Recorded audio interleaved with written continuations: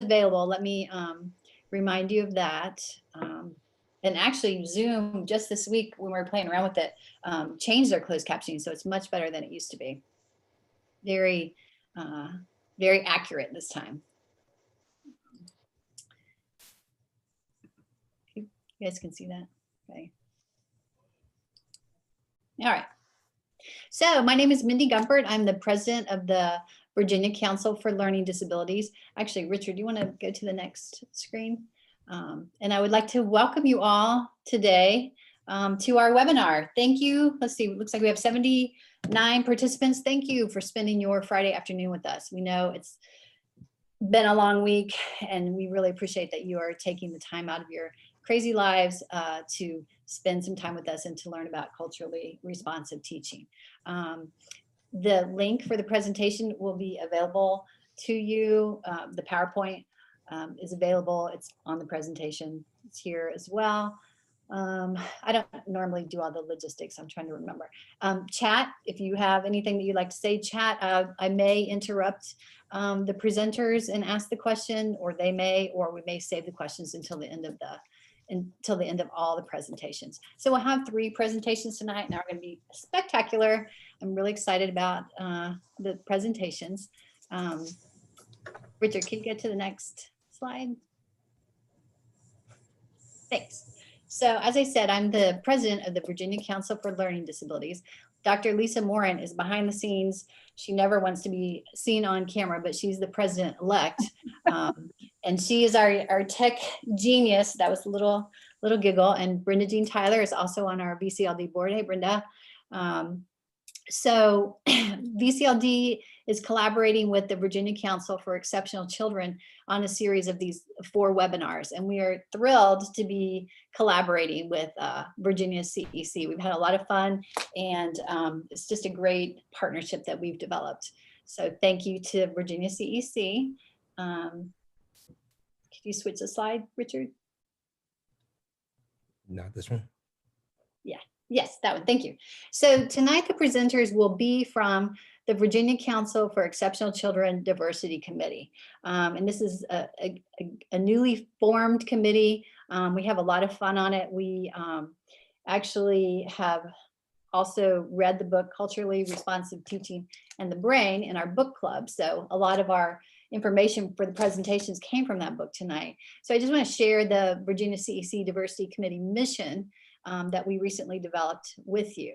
So the Virginia CEC Diversity Committee's mission is to promote and support diverse exceptional learners and their families, educators and practitioners, advance opportunities for equity and inclusion, and engage in research-based activism across the state. So we're just getting started, but we're going to crush it. We're going to do some great things. And so this is the first, this is the unveiling of the Diversity Committee. So be kind to all of my colleagues. Let's see. Yes, you can watch this on YouTube later. We'll throw the link for the presentation in the chat. And at the end of the presentation, there will also be on the last slide a link for a certificate of attendance. So you can turn that in for your professional development points. So that's on there also. Oh, okay. So anyway, without further ado, I'm going to let Richard, who is the chair of the Virginia Council for Exceptional Children Diversity Committee, take it away. All right. Good afternoon, everyone. I'm actually going to stop my share so I can see you. Hello, I'm Richard Williams. I am the Virginia Council of Exceptional Children CAN coordinator and Diversity Committee chair. I'm really excited to be here with you all tonight. I'm going to do a quick presentation on just what culturally responsive education is, and then we're going to move into 2 kind of smaller presentations. I'll join you again at the end when I join my colleague Mel to talk about behavior, but I just wanted you to be able to see my face before I shared my screen again. So give me 1 second and let me pull that right back up. There it is. All right.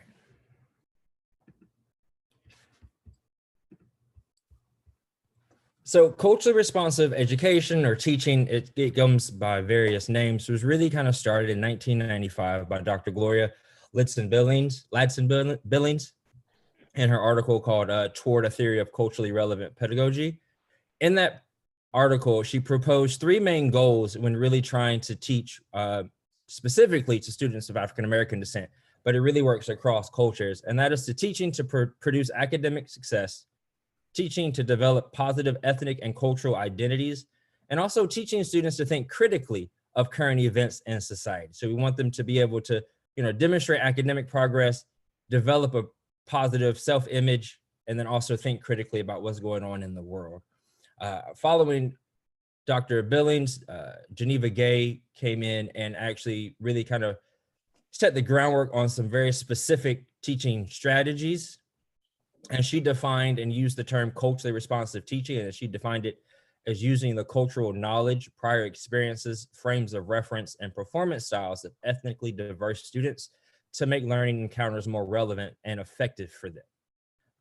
Following Geneva Gay, Django Paris expands CRT, and he really brought in the idea of student identities and cultures and how they evolve over time, right? So for example, we may grow up with one worldview as a child, but as we go through puberty and adolescence, we may identify in the LGBT community. So that kind of changes our identity as we evolve. And then Hammond and Jackson also published Culturally Responsive Teaching and the Brain in 2015, which was the book that was referred to earlier, which really brings in a lot of neuroscience behind why we should do culturally responsive teaching.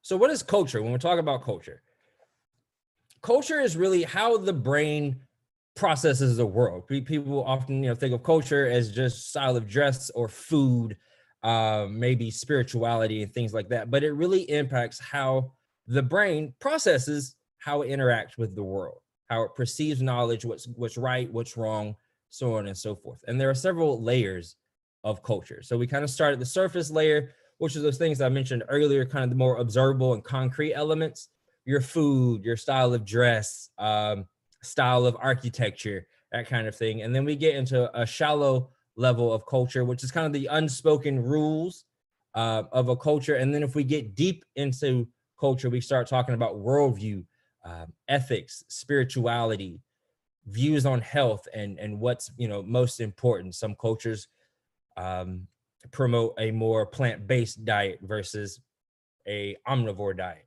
kind of things like that. And this, in this deep culture level, this is where we really learn. This is where we associate new knowledge with prior experiences and our own lived experiences as we kind of move those into long-term memory. And then there are typically two types of archetypes for culture when we're looking at them, very broad. There's several more, but the two broad camps are collectivism and individualism. So collectivism really emphasizes on relationships and interdependence. About roughly 80% of the world has a more collectivist culture. And then we followed up by the rest of the 20%, which participate in more of an individualized kind of cultural archetype, which is emphasis on the individual achievement and independence. The United States is a more of an individualism style archetype versus, say, China.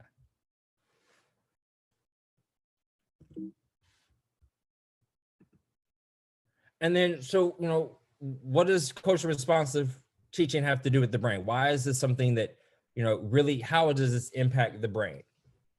So the brain seeks to minimize social threats and maximize opportunities to connect with others in the community. And if we follow along with that, then positive relationships keep our safety threat detection system in check. When a student or a person in general is at a relaxed and calm state, they're able to learn. So we want to make a classroom that enables students to learn. And then culture guides how we process information, right? If we think back a slide or two ago when we were looking at the deep level of culture, when we're talking about worldview and ethics, how we process historical events, who was right, who was wrong, is this good for me, is this bad for me? Those sorts of things really are impacted by culture and how we store that information. And then attention drives learning.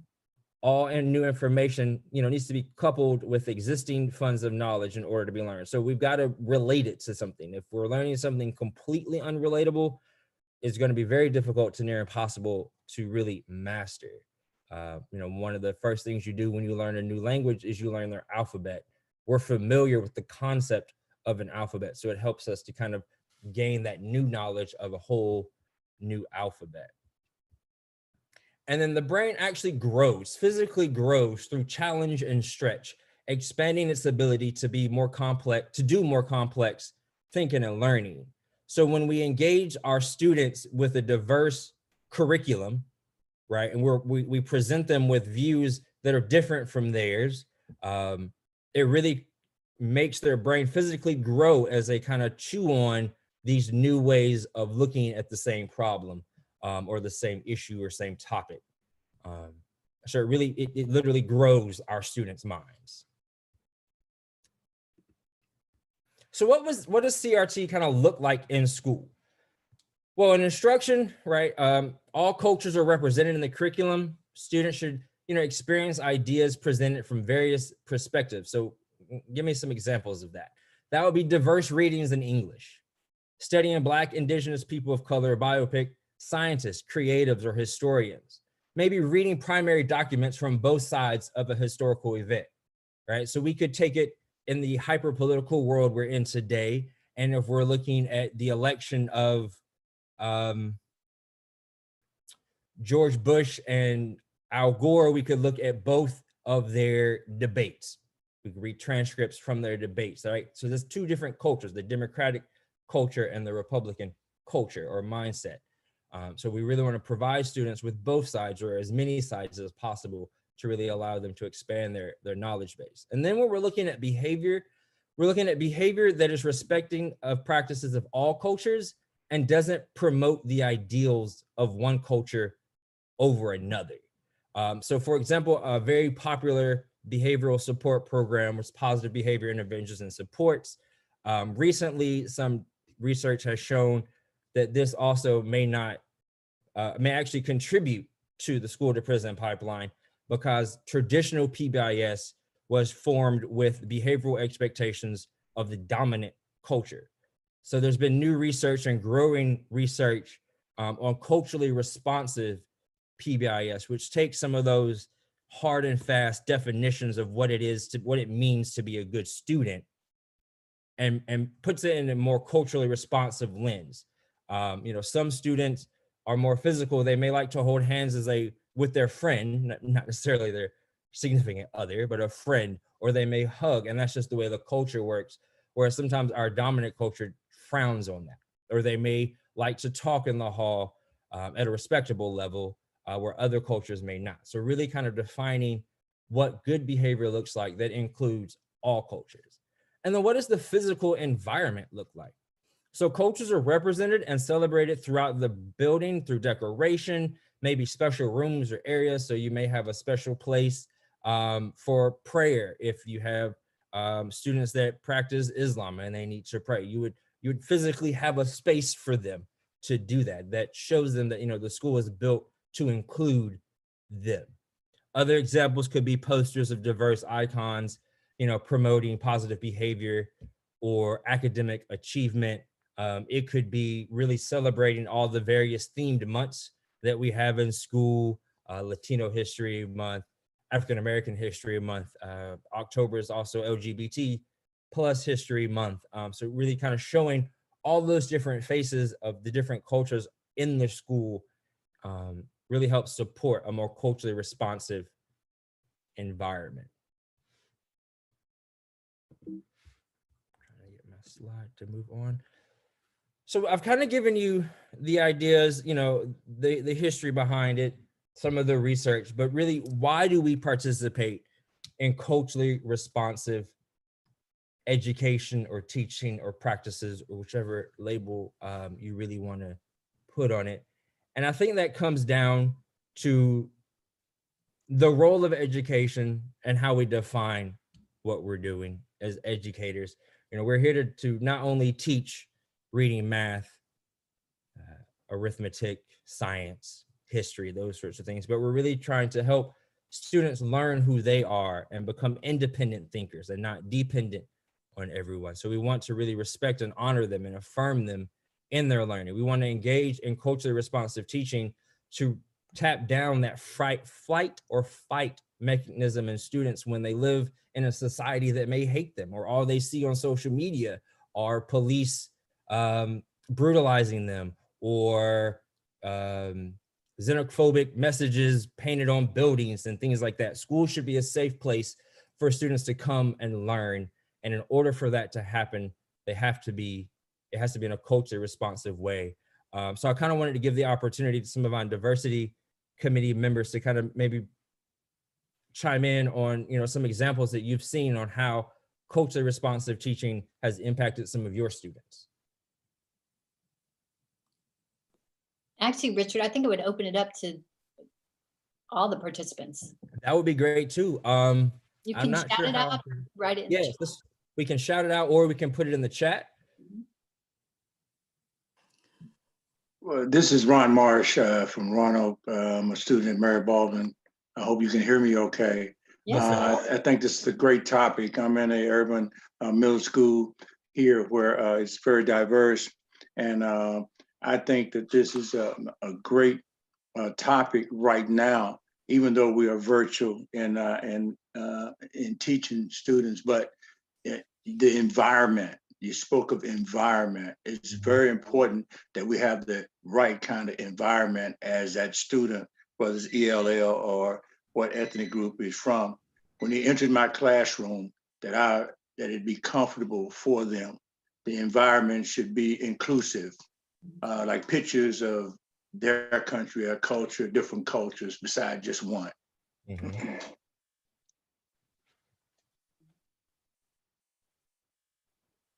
And sometimes our classroom is a reflection of us.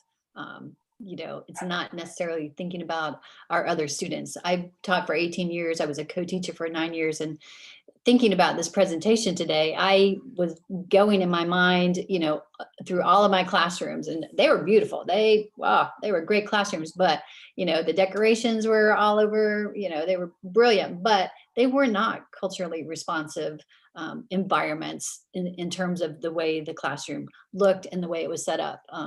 And I'm, you know, embarrassed to say that, but I have to admit that they were not. So I'm curious to know the teachers nowadays. I mean, is that something that you think about? Okay, this school year was a little different. Let's maybe roll it back to last year. But when you're getting your classroom ready for the first, you know, the first day of school, are you thinking about presenting a culturally responsive classroom? I teach in Franklin, Virginia, and in my classroom last year, I shared a montage of things that I do within my community, along with my children and my grandchildren. So then the students could see that it was, I'm just not that teacher. I am a mother, a grandmother, a community person within the community. I work with any type of student, and they saw that. And when they came in my room, well, Miss Long, who is this and who is that, and who is that little baby? So they were engaged. And then when I was ready to engage with teaching, they were more comfortable with me than they might have been with somebody else. So I brought my community into their community because I live 45 minutes away. So I'm not even in the same city with them. So, but I brought my community into their community so they could see that we're all the same and we do all the same thing. So I really enjoyed doing my room like that last year. I love that. It's a great idea. I have constantly always let the kids know that I'm human. You know, like if I had a bad night, they would know, you know, because they have to know you're human or they won't respect you. They won't work for you, because students don't work for teachers they don't like. I mean, let's be honest, they don't. And I've always seen my classroom as an extension of my house. And then I let the kids help me, you know, decorate it and feel like they're part of it, because I want them to always wanted them to feel safe in my room, because my students have always been the students in the school district that nobody wants. So I've always tried to make them feel extra special. Awesome. All right. So thank you, everyone, for really kind of chiming in and joining in that discussion.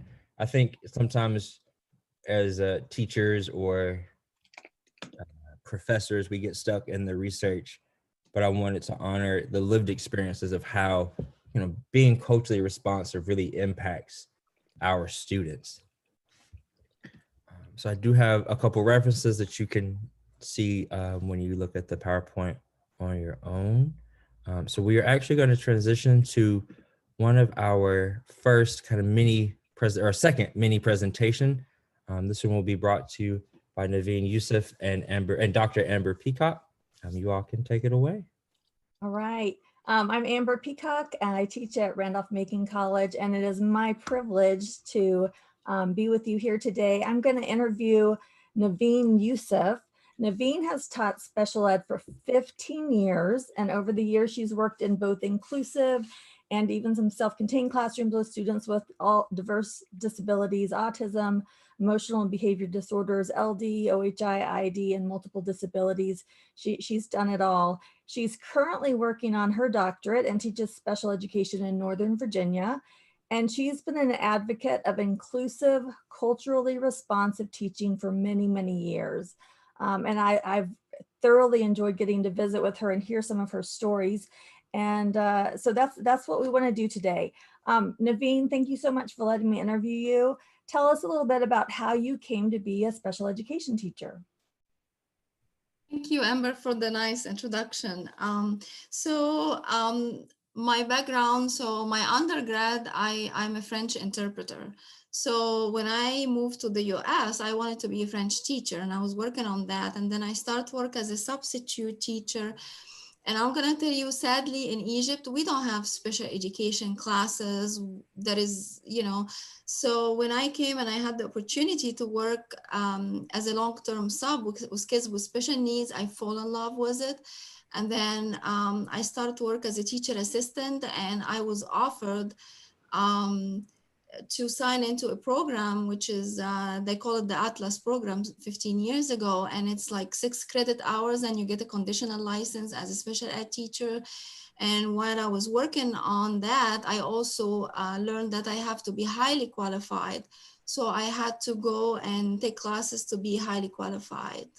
And then after I was done, I was lucky enough there was something called teachinvirginia.com, and they had a job fair from school all over Virginia.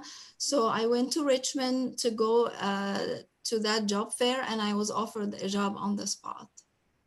Ah, that's wonderful. I'm so glad that you're in the field. I'm curious, tell us what it's like to be an Egyptian woman teaching in the American school system. So it was a huge shock for me because I was in a Catholic school. I had nuns. I had to wear uniform to school every day.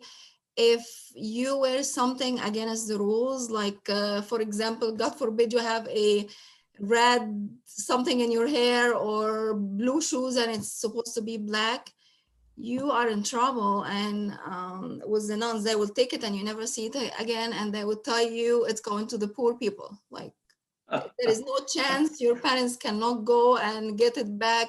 It's gone. So then I start to stop and I start to go to like classrooms, and then I see kids laying on the floor reading a book, or, you know, I would see kids coming with like, I don't know, girls short dresses and things like that. It's all the things that I saw in my school. And then I get to learn that is gang activities. For example, I had no clue what is gang activities. So it was a big shock for me. But then when I started to learn and like study about special education world, lots of my point of view changed. You said that you taught in a self-contained classroom early in your career. How did you advocate for your students to be included in the school community? So some of the thing I did, sadly, some school district will put the kids regarding of their label, not their ability. So I had a student, he was very, very, very smart. He was in second grade and he was reading in fifth grade level, and he was in a self-contained classroom. He would just go out for art and music and PE. So I called for a meeting. I had my special ed supervisor, I had the general education teacher, the school psychologist, the mom, and the student. And I made him read things in like word and passages and fourth grade and fifth grade and answer question, things like that.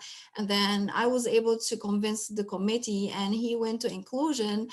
And I'm not saying that testing, it's the best thing, but when he did the SOL, he got 600 on everything. So I feel like we need to watch out, you know, when we are, where we are putting our kids and placing them. Also, some of the things I did, because, you know, I'm the troublemaker wherever I go, advocating for my kids. When they are in self-contained, some school districts are segregating them. They just leave them in the self-contained classroom and they are not going out. So I was able to voice some of my concern and make them go to art and music and classes like that.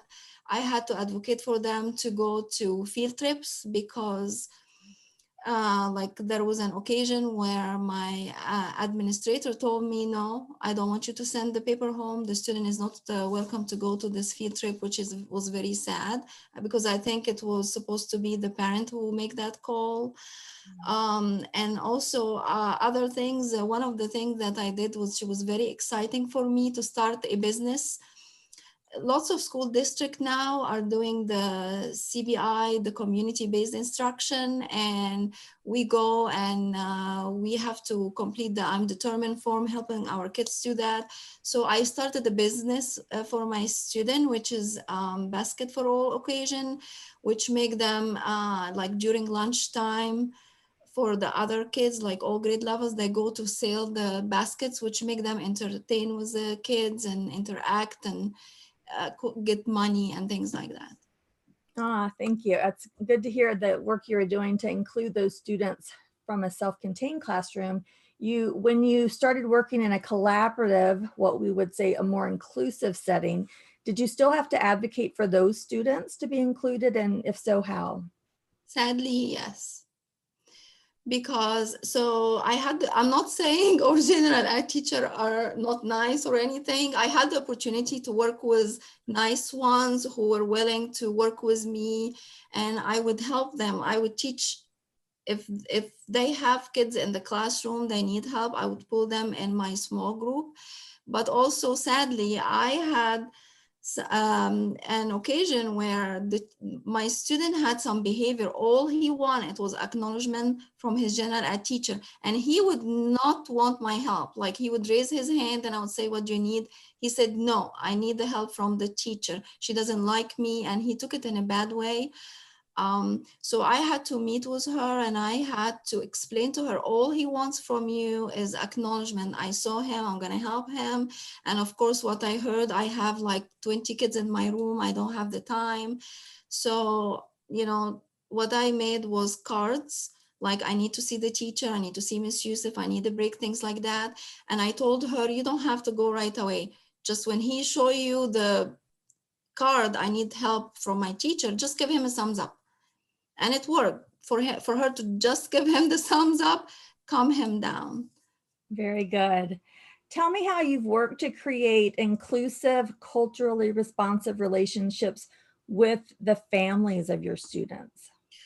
So my philosophy is to always talk to the parents. If you get an email from a parent about any concern, all I do is, please let me know what day and time work for you and a good phone number, and I call them.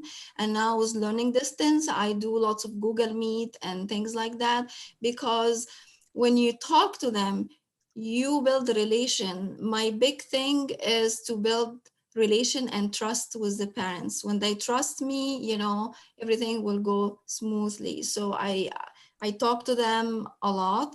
Also, like there was an occasion, and I think because of my background as a Middle Eastern, there was a meeting, like re-evaluation meeting, where the mom came, and then when she learned that the designee is a male, she refused to come into the meeting. And she said, I'm sorry, I cannot go because there is a male, because in her culture, she cannot talk in front of male people, like any male present. So I had to go. I said, just give me a second. And I was lucky enough for my designee and my team to understand. And we were able to get a female designee and do the meeting. Also, I think it's really important when you go to a meeting. I always like IEP meeting, I show the parents in the meeting what their kids can do. So I always have some example of work the kids did. Before the meeting, I go to talk to related service, and I talk to general ed teacher, because I think it's really important when you go to a meeting, you are all prepared and you look as a team working together. Thanks, Nevine. What advice would you give other special education professionals about creating an inclusive, culturally responsive climate in their classrooms and schools? So I think they need to, if I know I'm getting a kid from a specific country or culture, it would be good if you go and like Google some information about it, because you know what, some culture, the kids doesn't supposed to do eye contact, for example, with older people. You know, you would be standing yelling at the kid, look at me or whatever, and it's not his culture. Also, it's good when you know some of the culture, because, you know, when you are talking to the parents, you can show them how you know about the culture, how you respect the culture. Making sure you have, if you know your student is celebrating a specific holiday, just say, you know, happy holiday. And I like to send small, like not a big gift, but I always do that. I send a small gift with happy holiday to the family and to the student. So, and just keep communicating with the parent and try to give them positive things about their kids. Mhm. That will be good. Don't call them for just bad things happening, but good things. Yeah, thanks so much, Nevine. Does anybody have any questions that they'd like to ask Nevine about her experiences as a special educator, advocating for more culturally responsive instruction?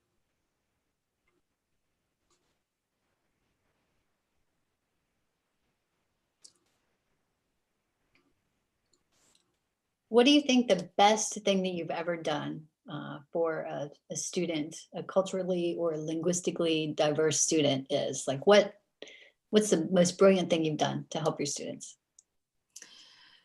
I You can think brag. You go ahead. I can brag. Okay, I can brag. All right. So one of the things I really like to do is working with kids with autism. It's my thing. And going to one of the training, it was like a conference, and I met Paula Kluth, is give him the whale, just give him the whale. And when we understand this, your life is going to be easy. So she explained to us that we all have an obsession to something. So like I know me, I like shoes, which is really bad because I have tons of shoes. I have to buy shoes. So when you understand this, things will get better with behavior. So I had a student and everybody was telling me, oh, you're gonna have a bad year. He ran around, he's misbehaving and things like that. And all I had to know is he liked dinosaurs and he liked Doritos. Oh, there you go. This is all I had to know. So I created a corner of my classroom. I went and I bought big poster of like dinosaurs and I put it around in a corner. When he came to the room, just a smile on his face made my day. And then I would tell him work and eat. So I would get the Doritos, and it had to be spicy Doritos. It had to be. Right. So I would get a plate and I put Doritos and I put the work, and we went from him sitting for 5 minutes to a whole hour doing work. And he was nonverbal, and he would open the classroom and he would run around, and we don't know why. Poor thing. He wanted to go to the bathroom. I did not have a bathroom in my room, and he was not able to tell me bathroom or I need a drink of water. So I got little card that said eat, drink, things like that. And I put it behind the door. So before he opened the door, he would look at it, he would pull it out and then give it to me. And as soon as he give it to me, I like right away, I go with him to get a drink of water or to go to the bathroom. And he was nonverbal, and my whole career, I'm gonna tell you, he made me cry when he called me one day. I was in the middle of the classroom and I heard something, and he said Youssef, and I said, you are kidding. And he really said Youssef. And this was the most, I don't know, like everything I did in one side and this, like, it was the best moment of my life. Oh, that's a beautiful story, Nevine. Thank you for sharing that. Could I ask a question? Go right ahead. I was just wondering if you find yourself having to explain to other faculty members about the cultural differences to kind of make it more acceptable to them. So if you are talking about myself, I'm gonna tell you, sadly, I worked in some school district where I was not really respected because of my accent. I would be corrected in front of other teachers because I pronounced the word or like said the word not the right way, which, make me embarrassed. And you will see me like, I don't want to be in the teacher lounge. I don't want to talk to people because I'm not respected, Yes, I have an accent, but having an accent doesn't mean I'm stupid and I cannot understand. Right. Just have an accent, So have you tried to enlighten your colleagues? Like, is that something that you can do, or they just are too close-minded? Very close-minded. When they make fun of you, what you are gonna do? You try 1 time, 2 time, and then when they are, and they think it's funny, they are correcting you and then they are laughing. And so, Wow. you feel like, it's hopeless case, like, so, and really when it's about me, I take, the side, like, I don't want to talk to them. But when it's about my student, I'm going to tell you, I'm really a troublemaker, and sometimes I'm not liked because I voice my concern about my students. I think you're making good trouble for your students. Yeah, thank you. That's a good thing to advocate for them. Thank you so much. Thank you. Does anybody else have questions for Nevine?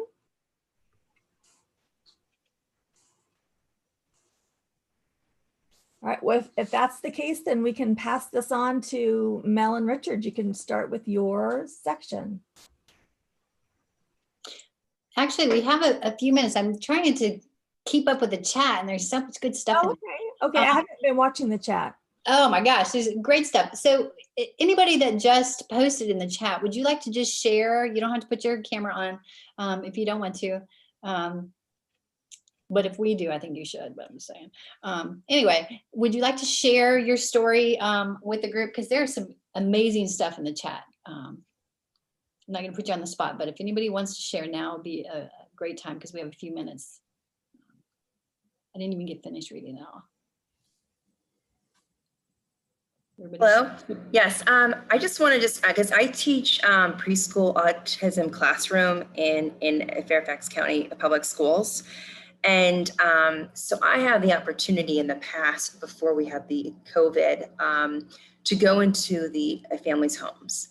And that gave me the opportunity to really know what goes on in their life and trying to find a compromise with that, with the applied behavior. It's the analysis of principles and their culture. And within that happens. So when that happens, the families grow that trust and that bond. And I think it's so important to ask them questions. That is huge. Because when you start asking them questions, they feel like they're actually part of this process in creating, success for their child. And this did not mean, I've been teaching for 13 years. This did not happen to me in my first year at all. I think it's just through experience and through negative experiences, and I'll also, actually today I had a conference with two parents. One parent was speaking in Mandarin and the other parent speaks Urdu. And I had an interpreter that speaks Mandarin. So I was talking to English with her. Then she was speaking Mandarin with the father. And then the father was translating it in Urdu with the mother. And we came up with the best plan ever.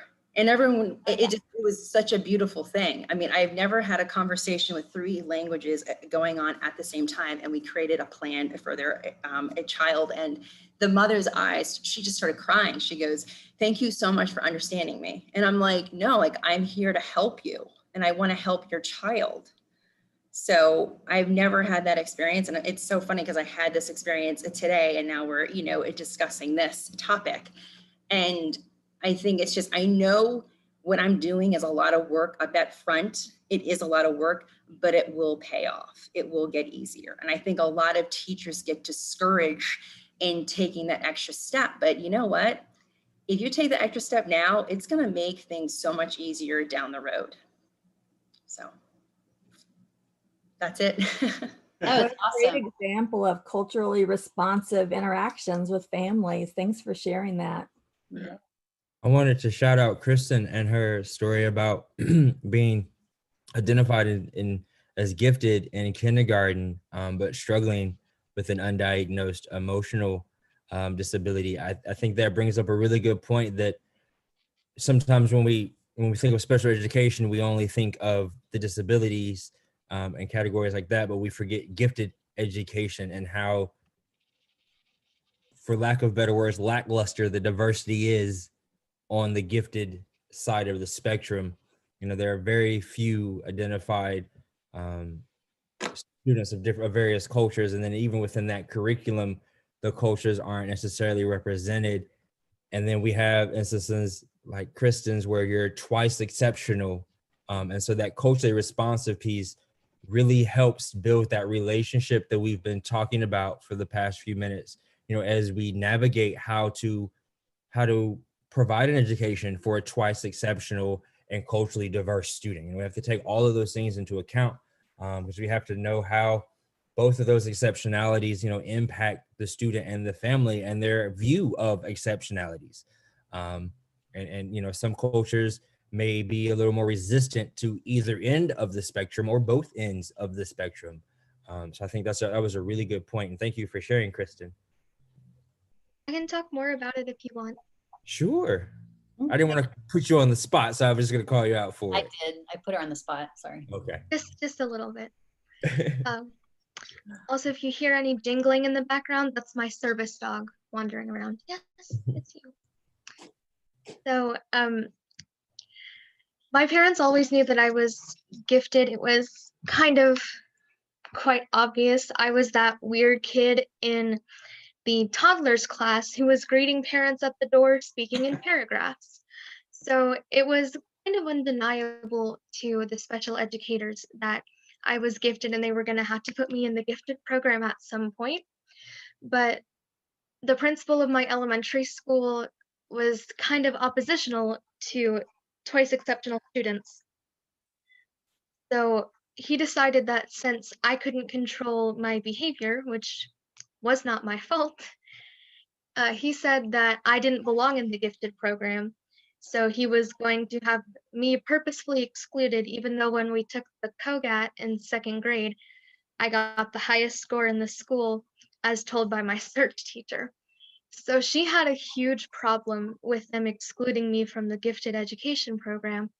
And what ended up happening is that she was pregnant the year that she had to fight for me to get into the program. So she handed it off to a sub that she had trained. And the sub lost her job, putting me in the gifted program against the principal's will. So it was actually a very dramatic time. And the principal got fired years later for a monetary scheme he ended up running at the school. But it was well recognized that he had a thing against students with disabilities. He was best friends with our superintendent, and he restructured our school districting to cut out a student with cerebral palsy to bring up the school test scores. So I think that what a lot of people have been failing to recognize with disabilities is that the bias is still out there, even though we talk about it a lot and people are being very open about how disabilities affect their lives. There's still people who are just so opposed to having disabled people be part of their school community that they will go to any incredible length to keep them out. So I just wanted to tell you guys about my horrible elementary school principal who illustrated both anti-minority and anti-disability Thank you for sharing. biases. Thank I you. think you bring another good point up that students, exceptional students, create their own cultures within the building that we also have to appreciate and affirm and accommodate, right? We want to appreciate and affirm and accommodate students who may be at either end of the spectrum and include them in our curriculum. So not only should we, have a culturally, in terms of like ethnicity diverse school, but we're also talking gender and religion and or just ability status in general, all those sorts of things, when we're talking about a culture, should be represented and should be thought of.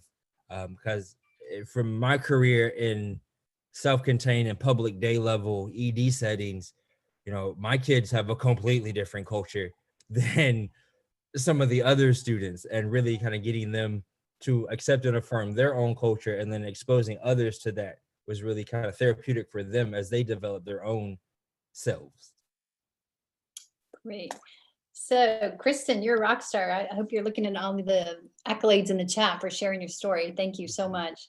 Karen, I just wanted to say, I've never heard this, but I'm going to use this forever and ever because people say that I have an accent and I don't.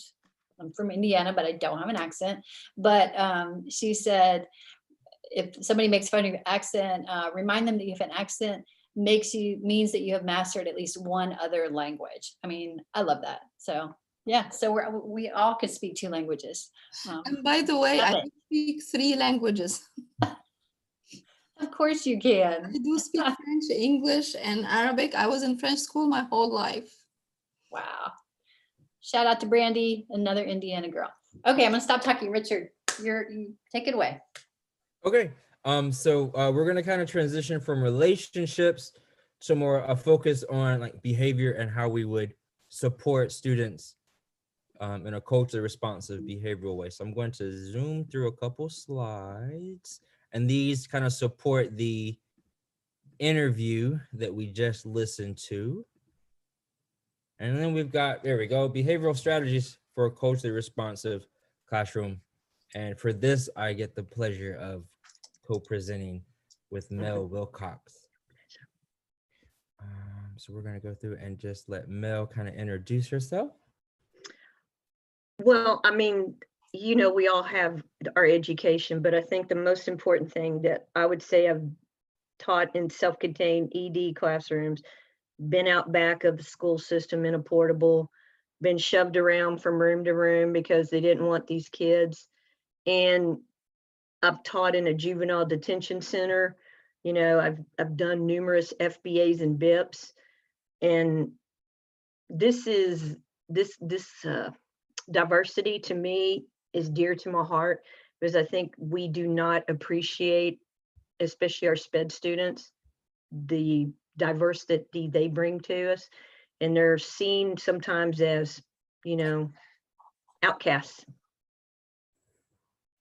All right, thank you. And then we've got a little bit about me, my education as well. I have a career that's focused or specialized primarily on students with emotional disabilities, autism, at the department, anything that involves behavior, that kind of thing, literacy as well, and of course, culturally responsive practices. So I always start off wanting people to understand what influences the behavior when a student comes into your room. Believe it or not, they don't walk into the general ed classroom or the school wanting to just disrupt everything. You know, a lot of them have no support from home. They're definitely, some of them not motivated. You know, that bus ride, I don't know if any general ed teachers have ridden one, they might want to ride one. You get an argument with your parents or your siblings or something. Peer pressure in and out of school can make somebody have a negative behavior. You know, the bulliness among girls too, the way they can do it so non-verbally can be just vicious. Some of these kids have neighborhood violence and homework's not important to them when they get home. Some of them might not even have friends, or their friends are just awful. And a lot of times, students, when they come to us, you know, that IEP transfer, those kids are scared, you know, and that is crucial. We've got to understand that. I mean, how did you feel when you moved somewhere? Some of them, I know for a fact where I live, they don't even have running water. They do not get a bath sometimes. There's no heat, no food, you know, and some of our kids in our district, they rely on our breakfast and our lunch. Again, they're not clean and they don't fit the normal for what some teachers want in their classroom.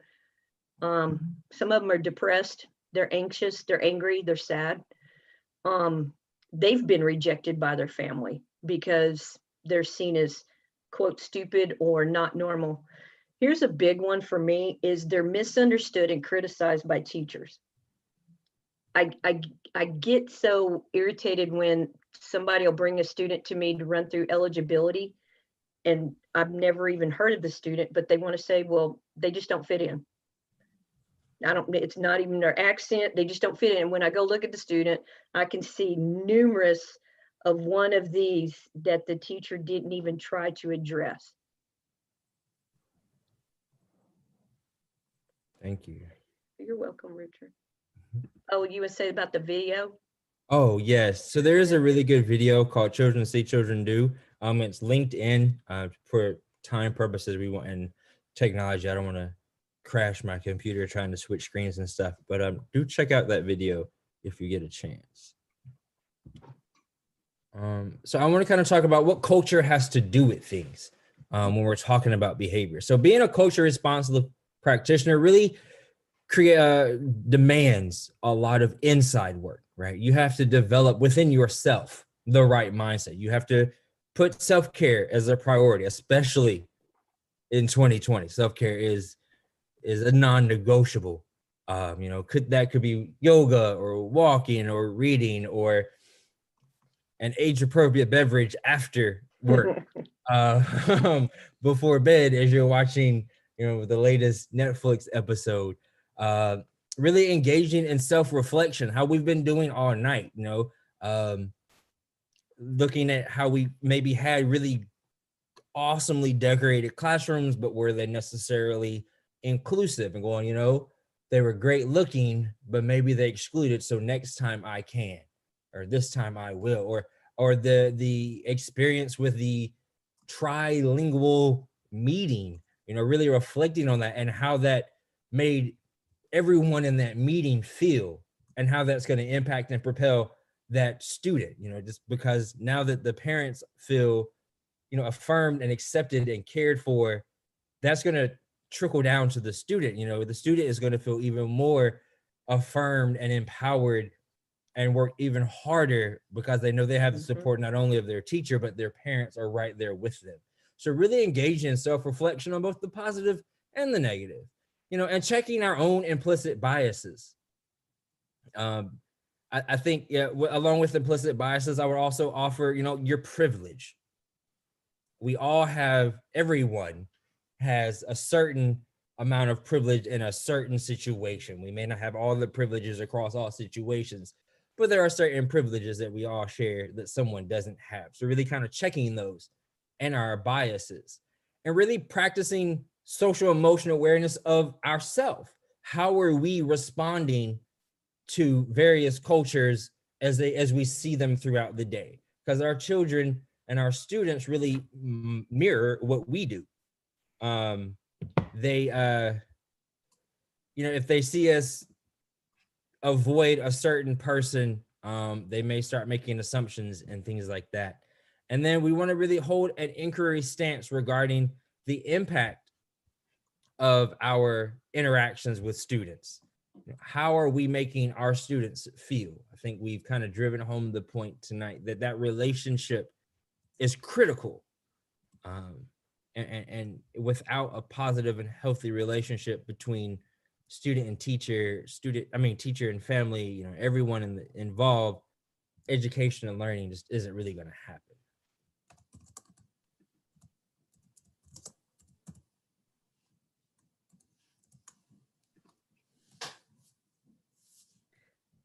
I think this one kind of wraps up a lot, but building a rapport is not just with the parent, the guardian, but the students. We have to kind of wrap everything up in once. And, the points of connection, there's a couple that are really important, like selective vulnerability, building respect through connecting via shared vulnerability. Like I told you, like my husband was military, and when my students would know he would leave, they knew I was sad. They'd be like, "Miss Mel, are you okay?" And I'm like, "I'll be okay. Let's just keep rolling. Let's get the day going." I let them know one time when my dog died.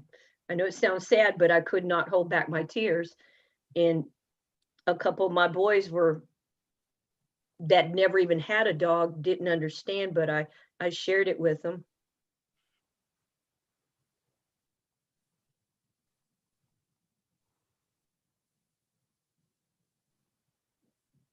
I think another way to build that connection is looking at the concern, right? Sharing concern for events and ideas, and also life events. Even with our younger students, I taught mainly middle and high school, but even with our earlier childhood students, really just kind of acknowledging what's going on in the world and saying, "How do you feel about this?" Mm-hmm. And just building that connection. Because when you ask a student, "How do you feel about whatever," the fact that the moon was really big this morning, it could be something simple. And what do you think about full moons? They go, "Oh, I love full moons because, maybe let's say, it's October." So they could talk about a younger child may go on a whole story about werewolves or something. And you can go, "Oh yeah, I get concerned about full moons because it seems like every time there's a full moon, somebody in here does something strange." And we all know teachers and students with full moons and how that goes. But just a simple concern over an event, the moon, just builds that relationship, because it shows the student you see them as a whole person with their own thoughts and feelings, and then they want to connect with you even more. I think also competence, demonstrating skill, knowledge, and the will to help and support. One of the big things I found really effective with a lot of my students is that, if we were studying something and someone asked a question and I didn't know, I'll go, "I don't know that, but I can look it up. Do you want to help?" And then we would turn on the projector and we would kind of do a small mini lesson on like how to research something, right? And then, that shows that you're demonstrating the skill to research, but you're also showing them the will to help and support them. "I don't know this, but I'm not going to leave you out on your own to go look it up in the dictionary. We're going to do it together. And I'm going to model how to do that." And then eventually you can kind of, move them to more of an independent learner.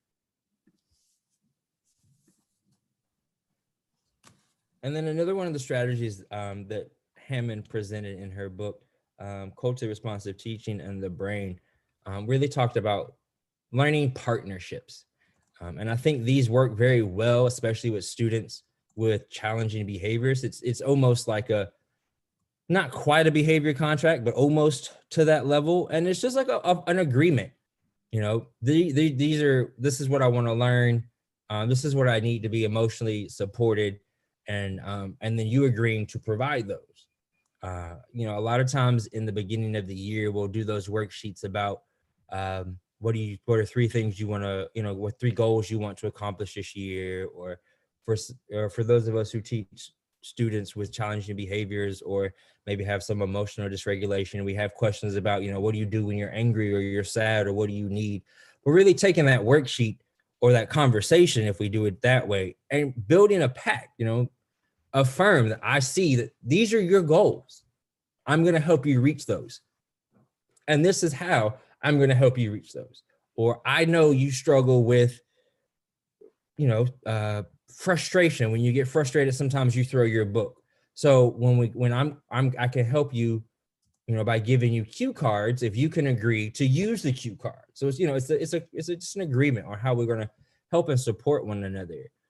And then be an ally to your students. I think we've all expressed how being an ally has either failed or succeeded in our career tonight. Really focusing on, you know, those teachers that go to bat for students, and really showing them that you're there for them. Letting the student drive their learning, even with our students with challenging behaviors. You know, if they're not engaged or interested, more than likely that behavior is going to get out of control. So let them drive, give them options, give them choice menus, things like that. And then incorporate UDL into all your lessons to maintain the rigor, but also to allow access. So you can provide a higher order text, but maybe at a lower lexile, or break it down with visuals or something like that to really engage them. And of course, make it kind of culturally responsive as well.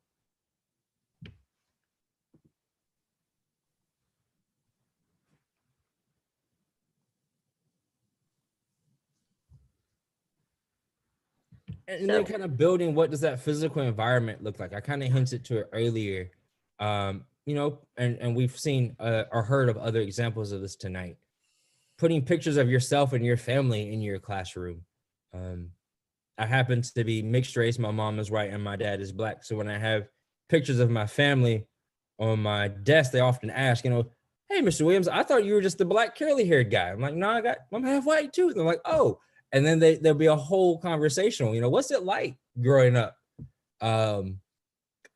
identifying with 2 races? Like, how do you navigate that? Some of your older students may ask those kind of questions and really start creating a relationship with them as they, you know, figure out their own identity. Or placing your degrees or awards in your room. You're showing your students that, you know, we're all a diverse population of teachers, that we all can do these things and they can too, kind of making that example or putting that example out there. I loved music in my classroom. We would often listen to music from a variety of cultures to, you know, as a warm up or an attention grabber or a transition period. We would, you know, play a song.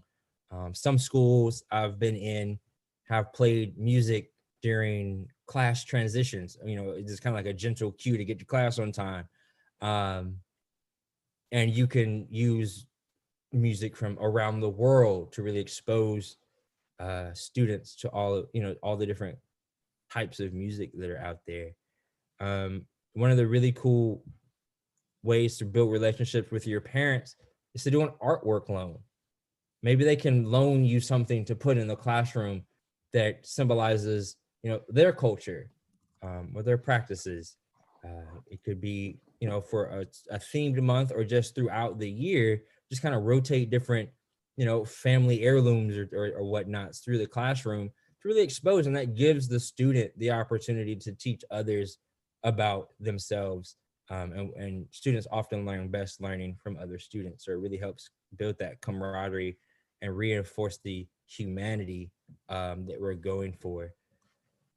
I did want to kind of pause and just ask, you know, has anyone had any interesting experiences in the behavior realm trying to be culturally responsive, or have any questions on, like, how can I support X student who's experiencing this? Well, this is Ron Marsh from Roanoke, student at Mary Baldwin. For the last 10 years, I've been in a ED classroom where, emotionally disturbed students, some of the young men are very, every day there's a chair knocked over, there's a threat, and I've been in that type of classroom. And it's been a great experience for me to be able to, there's one young man that he was emotionally, had some problems. And I just, decided to go to a baseball game. And I started going to his baseball games, and we developed a great relationship. And I had to find out what covenant, you mentioned covenant and agreements. His type of agreement at home or with his peers was different. So I had to find out how to, make covenant with him, come to agreement. And some of the similar ways that he would come in agreement and act, with his peers, I had to learn how he did that. So once I learned how he reacted, with his baseball players and what they thought about him, then I would, use that relationship or those means of communication in the classroom. Mm-hmm. Had a great relationship with this young man. He went on to do well in my classroom and stay out of trouble. And we developed a covenant relationship with each other. So it's very important to know how these kids react with their peers so that we can build a better relationship. I'm hoping that. Definitely. That reminds me of a student I had who he came to me from a residential facility, and it's kind of atypical when we think of diversity, but he happened to be the only white guy in the room, and he played golf, and he was very proud of his golf. And all the other kids were kind of like, I don't understand what you're talking about. Like, what is a par? What's a birdie? What are you talking about? Like, come on now. So for him, he felt socially isolated. And one day I went to one of his golf matches, and then we came back the next morning, and we were talking about it. I made a point to have a conversation, across the room with him about golf to kind of include the classroom. And that really helped. Once they saw me kind of take the lead on getting to know him and asking those questions. And sometimes we have to model that for our students. Exactly. And how to build those relationships with each other, and how to ask those questions. That's a great example.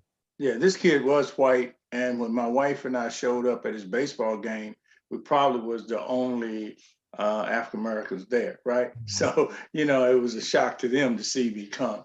So that relationship built with the family and with the peers, with the father, which mostly just came, he didn't have custody, mostly just came to the games. So that was I felt uncomfortable at first, but then I knew what effect it would have on this kid and his family. Definitely. I think that sometimes we forget the kids have emotions, and we tend to dismiss them, and we don't want to let them, figure it out. And like when I used to help some of the general ed teachers with some of my students transition back, I was very careful not to even tell them what they were arrested for, because they would straight up judge them right off the bat. And they would be like, well, Mel, he can't even he can't do any of his homework, he can't do any of this. And I'm like, well, does he at least walk in the room and sit down? Yeah. I said, well, hello, that's your first compliment right there. Mm-hmm. You've got to start finding something small, because they don't trust people. They don't trust adults. And in my classroom, I always let my students know, even if you screwed up, Mel's got your back, but you got to tell me before a principal comes rolling down here and telling me, or I'm not going to be able to head it off, and it's amazing that once they know you're part of them and they're part of you, it means a lot to them. Like, I believe in one positive comment, like at a time. That's what I tell my general ed teachers. And I mean, what do they have to lose? I mean, you're going to lose your whole classroom if you don't start learning how to build a rapport with them. And like, the one thing that I think my kids laugh is I'm a gamer. I love playing Call of Duty. Like, my students like freak out that Miss Mel can play, you know, and they all want to play me. I'm like, nope, I got an 18 or under. Y'all can't play with me. When you grow up, maybe, you know, but they're like, oh my God, you're white and you play a video game? I'm like, sure do. I bet I can beat you. And they're just like, wow. But just be real with them. They can smell you coming down the hall if you're fake. So I wanted to, so I was working with a student with autism in general ed class, and they taught him there is scary word and good word and bad word. And I said, there is no scary word, my friend. All words are words. So I had the behavior chart, you know, for him. And I told him, I want you to show me, how do you look like when you are happy? He said, you know, the green, yellow, all that. And some days I would come and say, Miss Yousef today is yellow, or Miss Yousef is going to the red. And he said, no, Miss Yousef is always positive. Miss Yousef is always happy. And I said, no, my friend, Miss Yousef is a human being. Sometimes I have good days, sometimes I have bad day.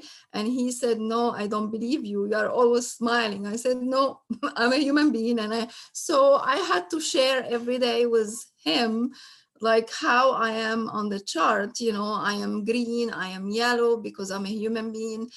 And I had to use Superflix. I don't know if you are all familiar, or some of you with Superflix. It's a program for social skills and behavior and things like that.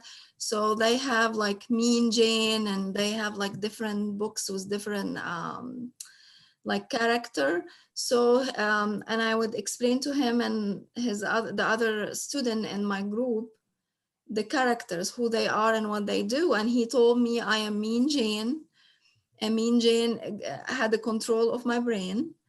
So, you know, there is strategies on how you can get off Mean Jane and be a nice you. So one day I said, why don't you make up your own character? And it was very interesting to see what's in his brain, what is taking over his brain, his fears, what he's worried about.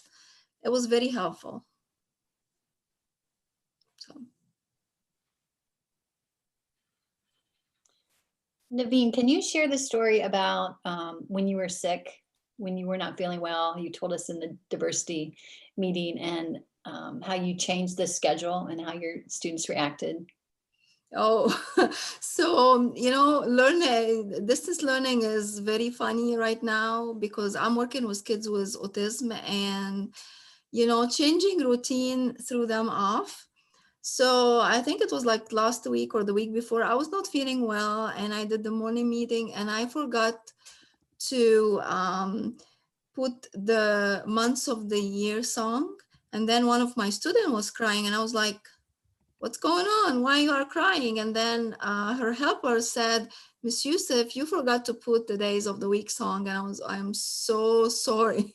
Days of the week song, a months of the year song is coming up to make her happy, because, you know, changing routine threw them off. Even people, if I'm sick one day, my kids don't act well at all. And I come back to school and they are like, okay, your kids were acting up, because we changed the routine, we changed the people. If one of my assistant is out too, I see lots of behavior because they don't feel good. You change the routine, people or schedule, like you threw them off. Mm-hmm. I also think Steve made a good point about taking CRT a little too far sometimes, that we want to create a relationship with the student, and it may come off that we're being, we are using stereotypes or exaggerating certain things. So I think, you know, when we're engaging in this work, we have to remain cognizant of our own authenticity. And you have to be authentic when you're working with your students and their families, and really understanding culture versus stereotypes, and how, getting past that surface level culture, really getting into the deep culture about, worldview and ethics and, beyond just style of dress or food. That's how you can really make those authentic connections.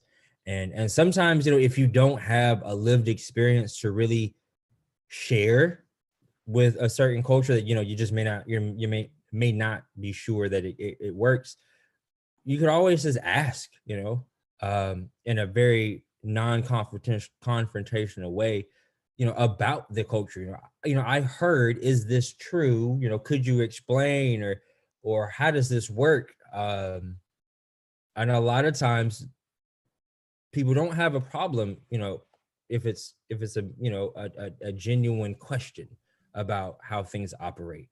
So I wanted to point that out, that we do have to maintain authenticity when we're connecting with our students.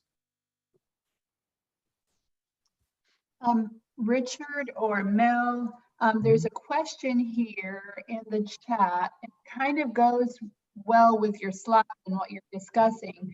It says, from your experience, what tips could you share for culturally responsive decorations in a classroom, and also flyers?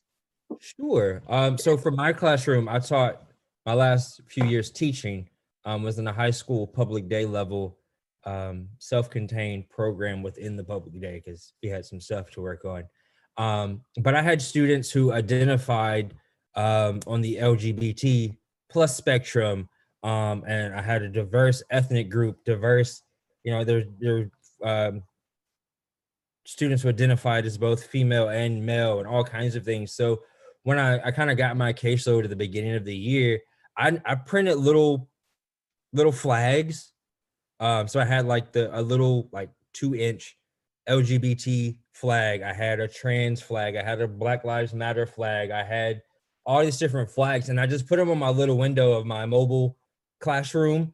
And when they walked in, they go, "Oh my God, I've never seen a teacher, put a rainbow flag on their classroom. That makes me feel so comfortable that I can just be me here." I didn't say anything. I just put a little rainbow flag on my window, and they immediately felt like, okay, I'm safe here. And it took a little color ink, and that was all we needed. Other things that I've done is, as we've done different parts of maybe world history or world geography, I may have the students really explore a different facet of the culture, and then we make a bulletin board in the classroom with blurbs about their spot or their specific focus of the culture, and really creates this whole culture web or tree almost, that we're learning and then we're learning about, and we add to it as we go. So it helps them, with their academic skills, but also just helps create a nice room, because they do some amazing artwork sometimes, and it really engages them in the classroom.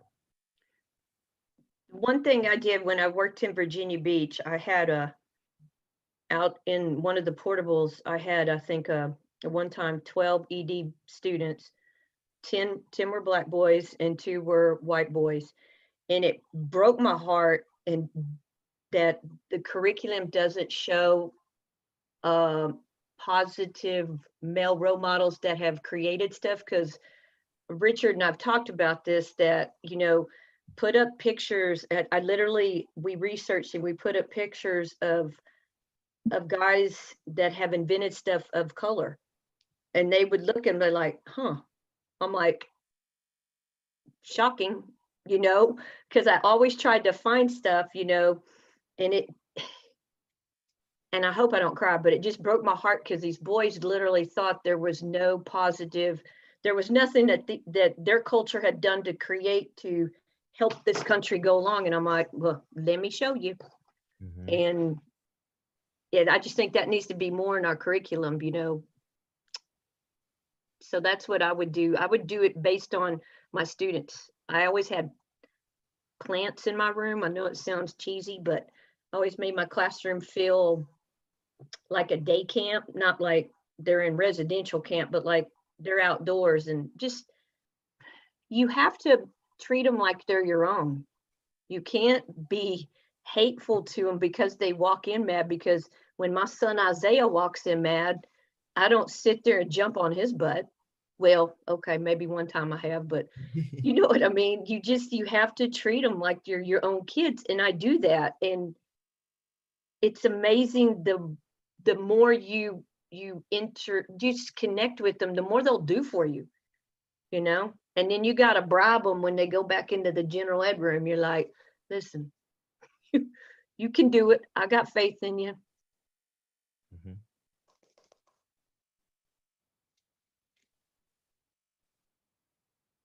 I think one of the big things I try to always remember when I'm teaching or doing anything in the education realm is that I want anybody I interact with to feel affirmed in their humanity. I think if we look at society and current events, that's one thing we're losing hold of, is seeing humanity in everyone and affirming that we're all humans and we're all important and we all are valued. And I know when we've had those moments where someone affirms us or reminds us of our importance, how that makes us feel. And I want to make sure that my students always feel that coming from me, and they never feel the opposite, because the opposite is soul crushing. But I always want to be there to uplift them. You know, we could have a complete meltdown in a classroom and, you know, I got a hole in the wall or a broken window and there's some furniture destroyed. But once we're calm and we're safe, we're going to have a talk, you know, just like we're a normal person. The next day, hey, good morning. How are you? You feeling better today? Awesome. Let's get to work. Really just always affirming that humanity in everyone. And that is kind of the root of CRT for me.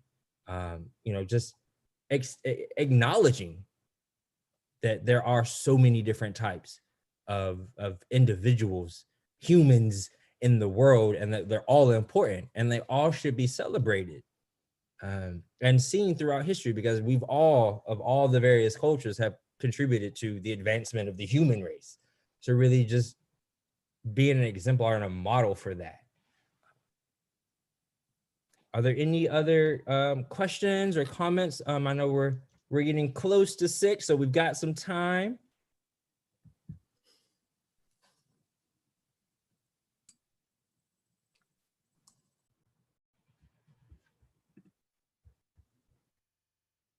No. If you guys look on the resource page that Richard and I created for you, the first 2 are books, but the first one is the teacher's resource guide. And like, let's say you're struggling with a certain teacher, and I mean, I think every general ed teacher should have this book, and they have a kid who's who's fidgeting. You can go to you can find it in the table of contents, and you can go to that page and there's 15, 20 strategies you could use. Yeah. And all of these right here do not necessarily have to deal with the student who's already been given that disability, emotional disturb. Thank you for that. Great.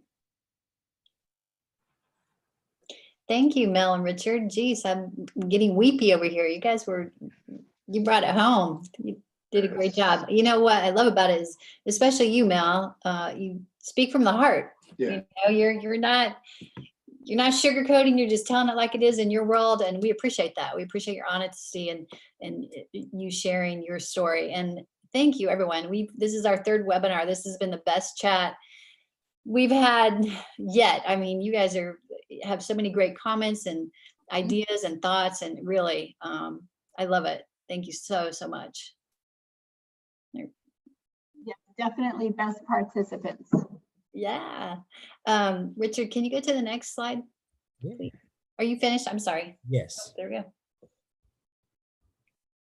Okay, so we have another presentation that we will be uploading to YouTube.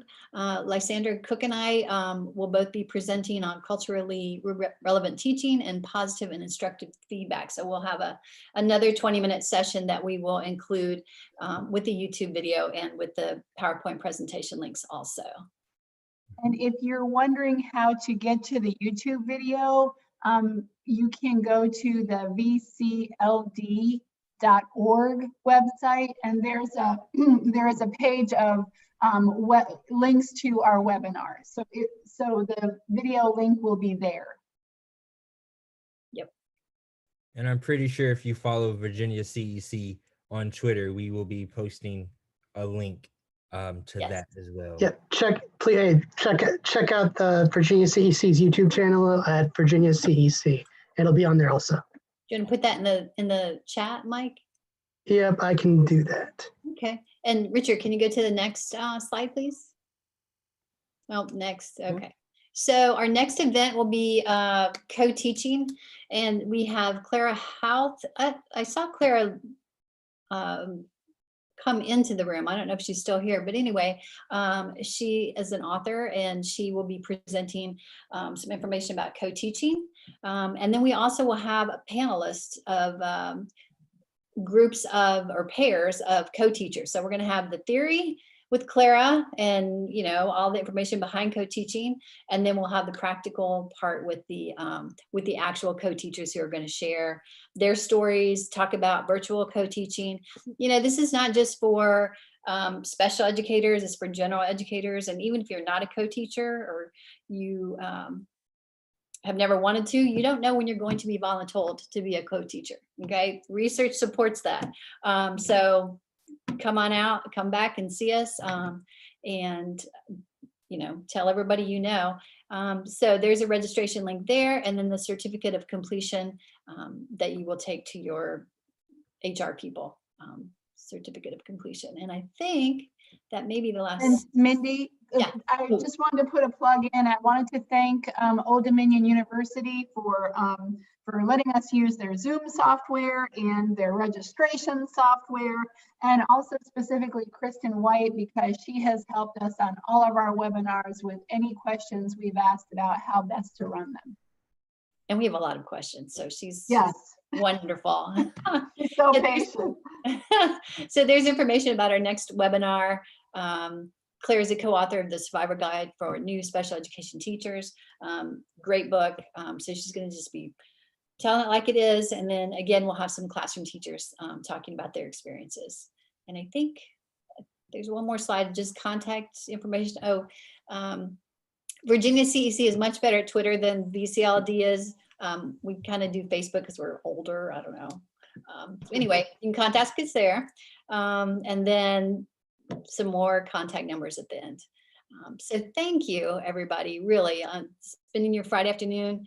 100 people logging on Friday afternoon. It's inspiring. So thank you so much. Great job, everyone. Have a wonderful weekend, and we'll see you next month.